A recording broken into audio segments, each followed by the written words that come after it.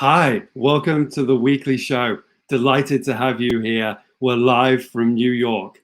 We've got a very packed show today as we try and tackle the mammoth question. Is it virtual, digital, or online? And does it even matter? My guest today, incredibly special, but definitely has an opinion. So before we get started, let's move on to our product announcements. Yesterday, we launched the SpotMe virtual streaming. It's native to our platform and it's wonderful. Let me tell you, we've been using it for the weekly show in these last couple of episodes. It's worked incredibly well and seamless, and I'm delighted to bring it to you today. You can see the link. Check out our blog post introducing SpotMe streaming, and it's also in the show notes. There's a couple of things I want to tell you about that particular release. The first one is it's going to make the whole process of, if you're doing this yourself through the SpotMe platform, it's going to make the whole process a lot easier. The second thing is it's going to be end-to-end secure. So now all your live streams will run through our RTMPS servers, and you can be ensured that it's the highest security. Now, what does that mean, RTMPS? RTMPS, see, you have to get it right. It's exactly similar to HTTP and HTTPS. So when they use the HTTPS, it adds that extra layer of security. That's exactly what we're doing here. Okay, great. So what does this live streaming look like? Let me just give you a quick tour. Okay, so here I am in the back end actually of the weekly show. And what you see here is I've navigated to the Backstage is our tool for building out your experiences, all your events, everything you need. What I've done here is navigate to the Live tab. What I've done is then click on the live streaming. And what I want to do is create a new live stream. So I call it the weekly show. Oh, if I can spell correctly, that is. The weekly show, I'm going to call it Live versus Simulive, which is one of our topics we'll be doing. I'm going to schedule that for 2 weeks out, okay? We go live at 11 a.m. on a Thursday ET. Now, here's the critical thing. We've always had the option to do third-party provider for your streaming.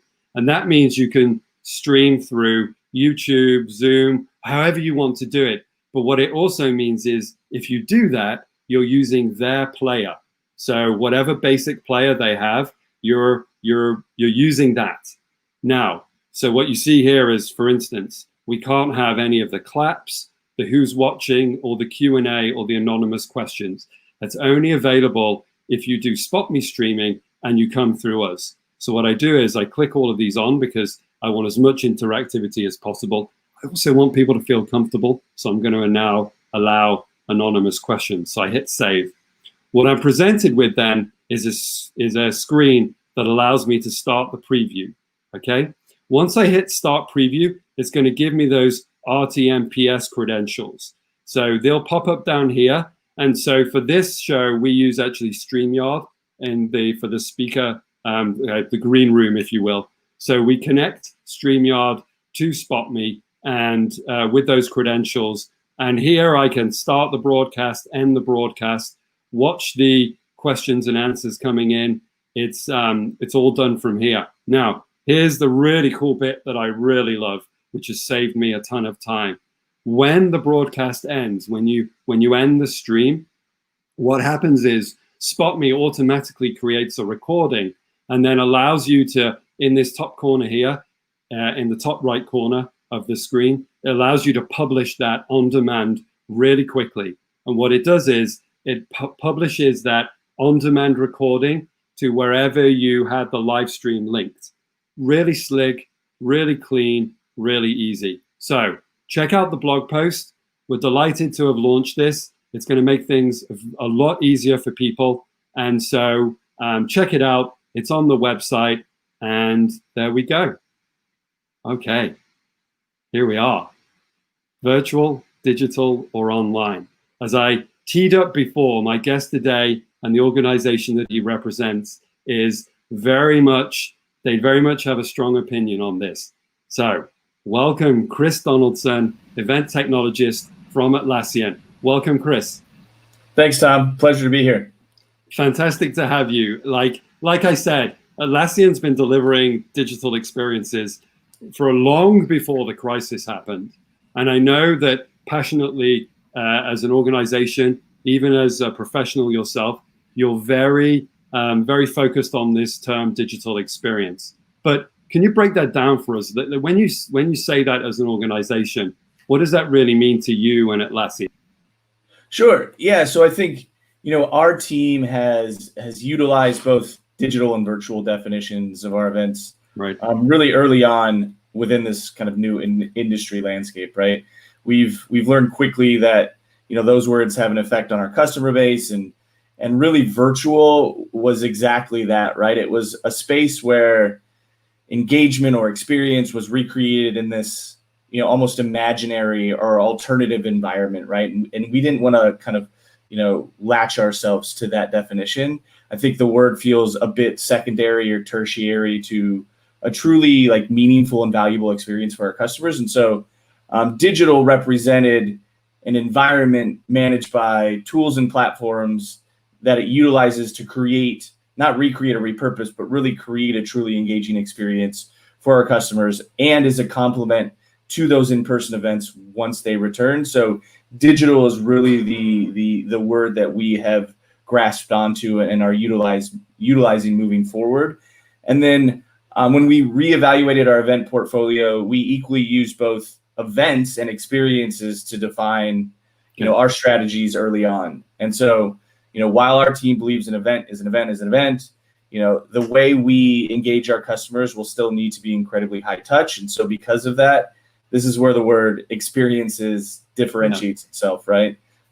Recognizing like our customer needs are best solved not through the event, but the experience engagements that they're truly looking to immerse themselves in. So it's really taking that core live moment or the event and really extending that those touch points, like you said, right, and nurturing those people beyond just that moment in time. Is that? Yep. Totally. Okay. I think digital experiences are created with a more direct focus on the journey, right, of that customer, of that attendee. And so, how can the event that we're hosting be best represented given now the restrictions around physical interaction? Yeah, right.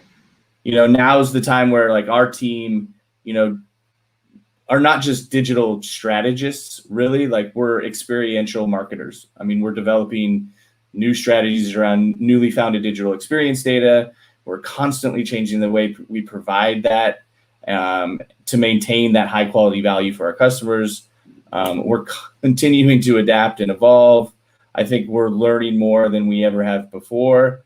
And we need to be humble in those experiences. And I think Atlassian, while we're doing that, continues to reinvest in who we are as a brand, and the purpose that we have in serving our customers and the rest of the world. And, because of this, we've really built our event strategy and especially these digital elements kind of around how we provide, again, the right content at the right time for the right people. That's nice. We're going to come on to data later. I want you to think about that because I think it's an important aspect of what people are trying to do here. It's this promise of this additional data, this highly personalized, customized experience that you can then provide, not just after the fact, but then leading up to other moments along that journey. So we're going to touch on that in a second. Okay, so I know that in speaking to you beforehand, in prepping for this, one thing that I hadn't expected you to say was that you yourself took on additional responsibilities, only because I know Atlassian's been focused on these experiences, these journeys for such a long time. But what did that look like from your perspective? What were you doing before as an event technologist, and what are you having to do additionally now? Sure. I think first off, I the trust and support coming from our executives and stakeholders has really been amazing. I personally have never felt the level of, the faith and consistency in which they've truly listened to me and acted as a support system, in a world that needed such drastic changes. And so, when our executives, looked to us as a team and asked, like, tell us where we as a company need to be. I cannot tell you how grateful I was to hear that mindset, to have that level of trust. I think with all the inevitable fears around failure and the unknown, the trust your teams have put in you, in me, really instill this level of confidence that's going to help drive that innovation and that digital event experience. And so appreciative of that. But I think to the question, as an event technologist, it started with technology, right? What platform should we use? What features do we need? How do we measure success? But the role really has grown into so much more, because now I am really taking a huge part of some of the bigger decisions around sales and operational goals, brand awareness, business objectives, customer needs. I think the decisions I make are much more dependent, or those areas are much more dependent on the decisions I make, right? And so that's interesting. While those goals remain the same, really, it's it would be remiss of me to think that what was successful before is still has its place in our event strategy. And so, I've been reevaluating our standards and trying to figure out new ways to reach our customers. And I've really become not just an event technologist, but a digital marketer, a data analyst, event operations lead in some cases, right. And we'll continue to expand that breadth of knowledge wherever possible. Well, there's an important aspect that you just mentioned there. Both there's a personal aspect to you. I know you have 2 young children at home. So first of all, how are you coping? How are you doing? How are you managing all that extra responsibility? Yeah, I think I have an incredibly supportive wife. She's amazing, excuse me, at really just supporting the new role that I've taken on. Atlassian's, catered to our family immensely, so we're so appreciative of that. But my wife in particular, in taking care and raising our kids and supporting me through, these new endeavors and experiences within my role within Atlassian has been fantastic. Kids are great. Wife's incredible. I think I'm incredibly fortunate to be in this situation right now. Good to know. Good to hear. So from what you've said, it looks like a lot of teams are involved in creating this digital experience. How are you bringing all those teams together? Digital side, what was the events team or the experience team, the general marketing team? How do you make sure all those teams come together? What does the process look like from start to finish? I mean, we've continually reevaluated and reassessed, our team and the structure we put in place. And so, having to change so quickly early on with our remote summit event back in April, rewriting the narrative, changing, how we look at the return on our investment and our partners' investments, rewriting, how we're measuring success within our event. It was incredibly hard, right? And so even after our initial success, there's always this question that still remained for our team around, like, how are we going to know if this event was successful? And so, we've really relied on the feedback and the metrics that come from those events, the data, even though a lot of the times those have changed week to week. So, our team is always evolving, right? I think for us, we really had this kind of initial mindset where first we were going to gauge our success around how attendees registered, or how many attendees registered, right? And then we saw that number balloon far more than we even imagined, right? Right. An event that we expected, 15, 19K, got, 30,000 plus registered, right? And then ultimately, how did we get those registrants into seats and experience our event? What was that number? How many attended? And then, suddenly it changed to, okay, what did they engage in when they were there and for how long? And then we, ultimately had to continue to look at the business side of things and consider, like, now how are those attendees interacting with our products and services? What are they buying? And how does that correlate back to the results that the experience metrics within our events provided us? And so I think our team has taken all of that and really started to transition into digital marketers and teams that are ready to take on new challenges in a moment's notice. I think all of the digital experiences being so unknown, we really have to take a step back and start listening more and putting ourselves in our customers' shoes and trying to understand, like, with the restrictions that remote work has put on us, how can we solve for our customer needs?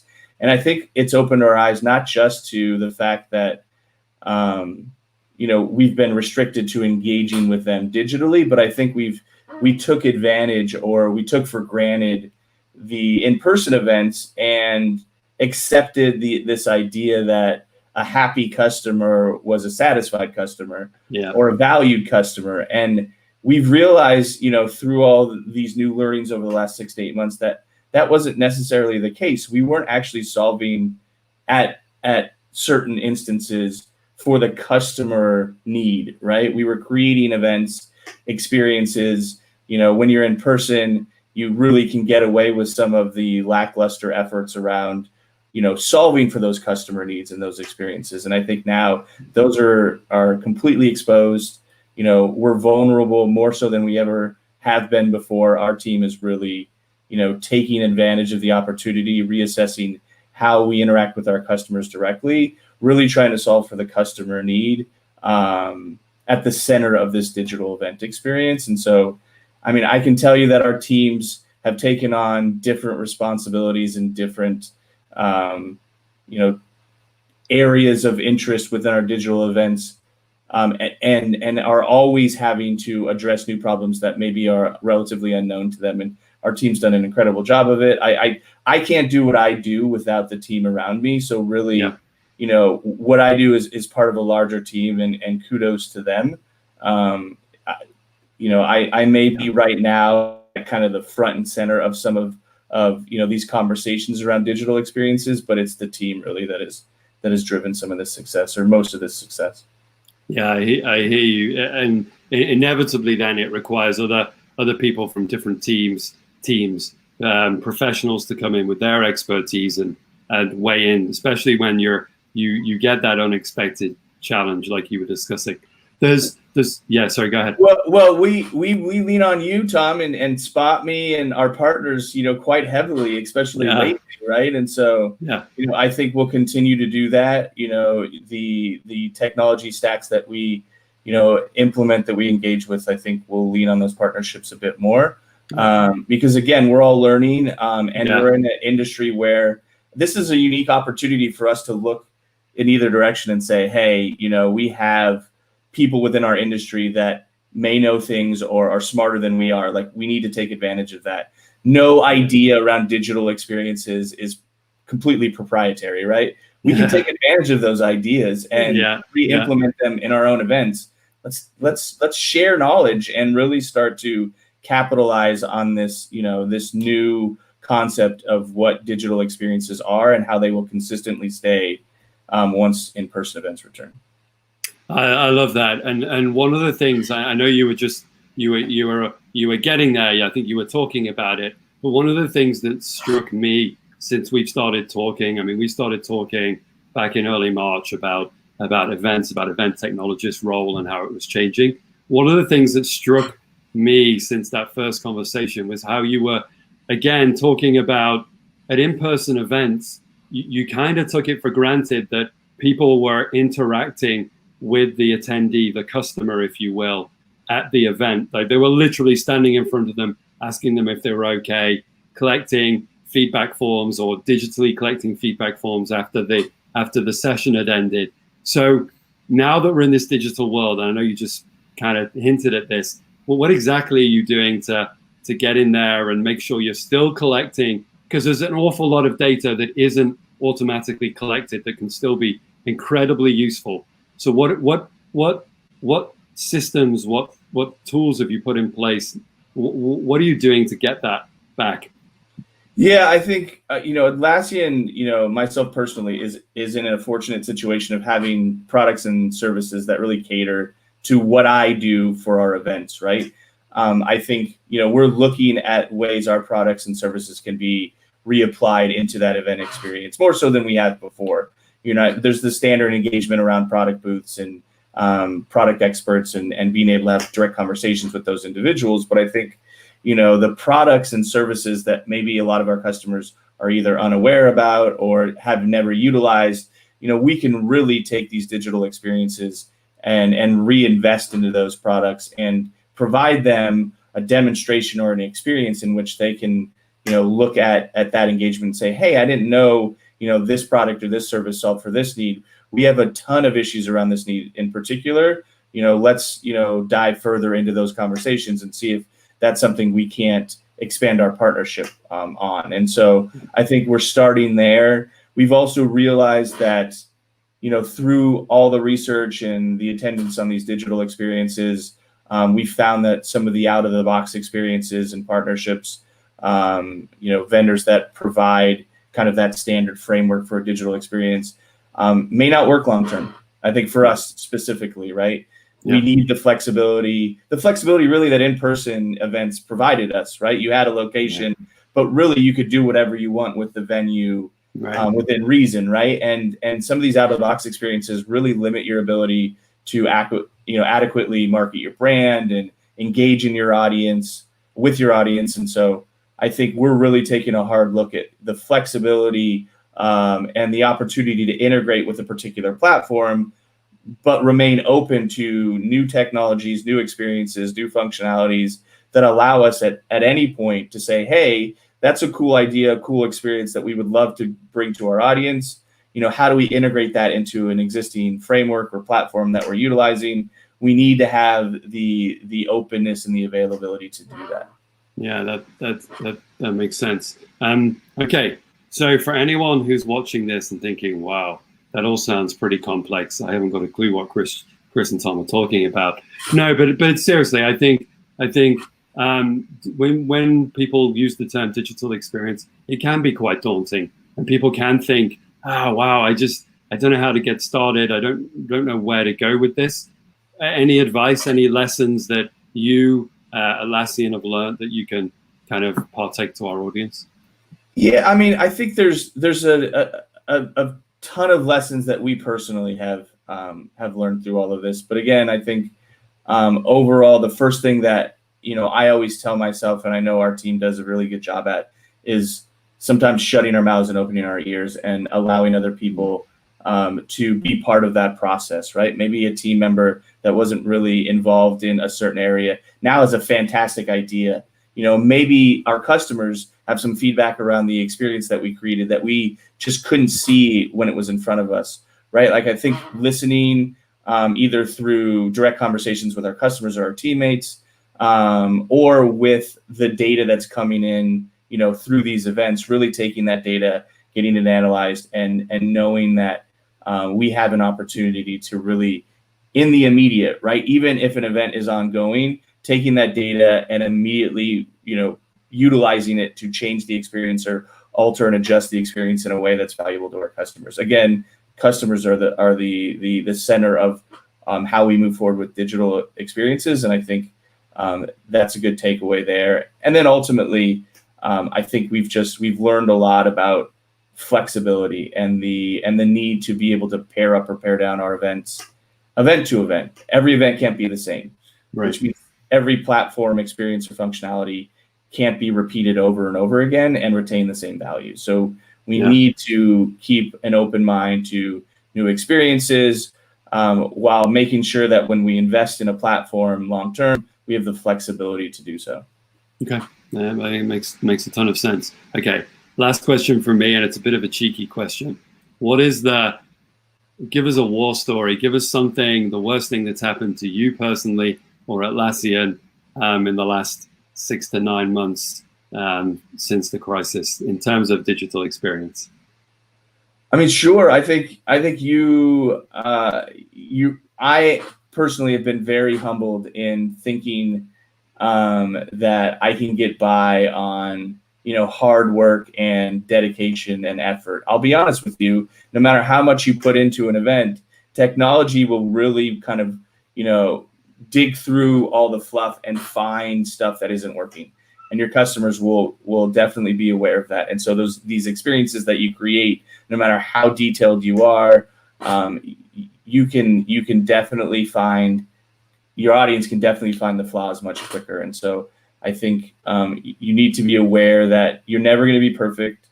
Again, I was at an event a few weeks ago, and there was this idea around, not just starting something, but really completing something and not necessarily being perfect at it, right? But knowing that you got to the end goal so you can evaluate how successful you were and then continue to adjust. I think, getting to that end goal, regardless of the mistakes along the way, and there's been plenty, really is the ultimate goal for me and my team. And so we'll continue to create these experiences. We'll continue to, build upon an idea, implement it, get feedback, whether it's good or bad, because I think a lot of the awesome feedback that I've received personally through some of our customers really has been, constructive feedback around how I see engagements happening and how they've actually happened, right? And so I feel that there is this need, even more so now than ever, to be humble, to get constructive feedback, knowing that that's just going to allow me to do my job better. And again, technology exposes your imperfections at such a huge level.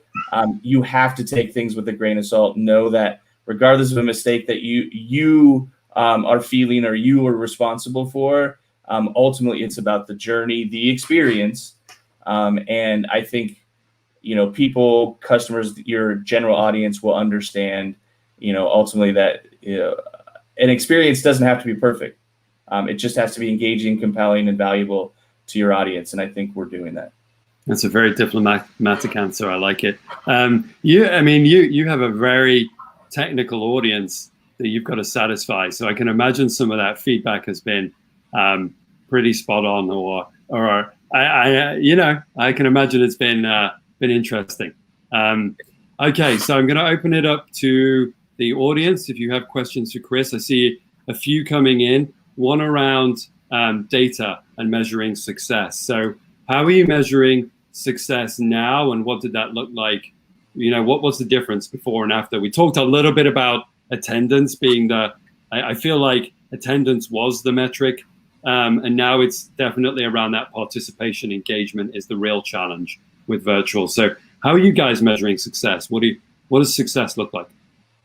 Yeah, I think really we've always considered that there's a type of community that's being built within our digital environments, right? And so we need to cater to those new audiences. Accurate representations of like our attendee engagement need to follow, like the question said, a whole new set of standards, right? Attendance tracking is taking on a whole new meaning in a digital environment, really capable of allowing you to understand who at the core of your audience is, right? So I think what we're doing is we're reevaluating our registration flow first to collect some additional data that is useful within the experience directly, right? If we want to cater to an interest around our products, right, we need to ensure that we're asking the right questions to get that data to then repurpose it back in the event. A prime example, and I'll use products because it's easy for us, is okay, we know the interests or the partnerships our customers have with our particular products. How can we take all the I don't want to say or not valuable content, but less valuable content, put it to the side a bit and build an experience specific and unique to that customer. So we're using conditional logic and nice. and data to really tailor an experience to that particular customer. And I think that will help define, our success a bit more, because then, we're actually giving them what they need. I think a lot of the data that we've received initially is around the whole experience. Well, they're having to weed through, hours and hours of content or certain experiences to get where they feel the value lies within our event. How do we speed that, process up, get them directly to the most valuable content they're looking to find here, and then analyze that feedback and really be able to continue to build on the digital experiences that we've rolled out over the past 6 months. I love that. How do you get people to where they need to be faster? I think that's smart, and I really like that. And that's not just in the moment, but that's also afterwards as well and before. I think that's really smart. So here we go. That's it, folks. You heard it here first. Thanks to Chris for being my guest this week. Digital experience, very much the way forward. If you have questions for either me or Chris, please use the feed. We see some questions about the product, the SpotMe streaming, which we'll answer in the show notes. And Chris, if there's anyone that wants to reach out to you with questions, is there somewhere where they can find you? Is there a best place? Yeah, I'm definitely on LinkedIn, so you can find me there. I think that's a good place to start. Happy to always continue these conversations. I think, again, utilizing the people around you is really valuable and powerful, and I'd love to be a part of that if there's any need for that help. Great. Thanks, Chris. Thank you very much. Thanks, everyone, for tuning in, live or on demand, and we'll see you next week with another show.